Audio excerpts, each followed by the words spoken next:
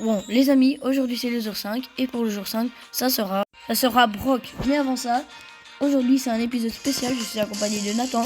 Chacun à son tour, on va faire une astuce. Bon, d'abord, je vais vous faire une petite pub. Ça, c'est son compte, il n'a pas beaucoup d'abonnés, donc n'hésitez pas à vous abonner. C'est son nom ici. Donc il n'a pas fait beaucoup de vidéos short et tout, donc n'hésitez pas à vous abonner. Bon, on revient aux astuces. Pour la première astuce, quand vous avez un ennemi près de vous, ne vous mettez pas trop près de lui, à votre plus ou moins moyenne de votre portée, parce que vous aurez plus du mal à tirer. Mettez-vous bien de loin. En plus, c'est là que votre roquette explose, donc mettez-vous le plus possible, prenez la portée. En plus, ça sert contre les Edgar qui n'ont pas la portée de vous. Parce que n'oubliez pas que vous avez une très longue portée. Bon, pour la deuxième astuce, si vous avez un Edgar qui vous saute dessus, n'hésitez pas à activer votre gadget pour le repousser. comme ceci. Bon, pour la deuxième astuce, ça se trouve en Brawl Ball.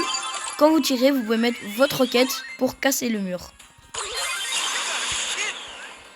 Bon, normalement, vous devez enchaîner.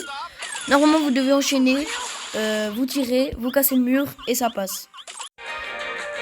Bon, pour la troisième astuce, c'est la quatrième astuce, ça va être ses counters. Bon, on sait tous qui se fait counter par les assassins, comme Edgar.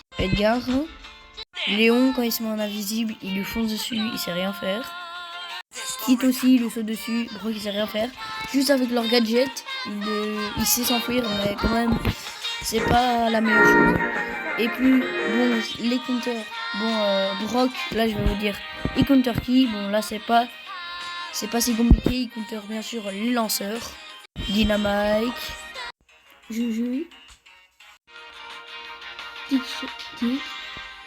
Bartaba, Wally et tous les autres. Voilà. Donc j'espère que ces conseils vous auront plu. N'hésitez pas à me dire ça sera qui pour le jour 5. Allez, ciao.